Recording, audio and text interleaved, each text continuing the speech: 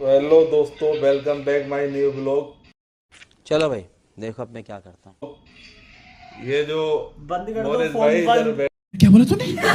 कर दो। ये जो मोनित भाई इधर बैठा है, ये बेचारा गरीब, ये दिल्ली से आया था।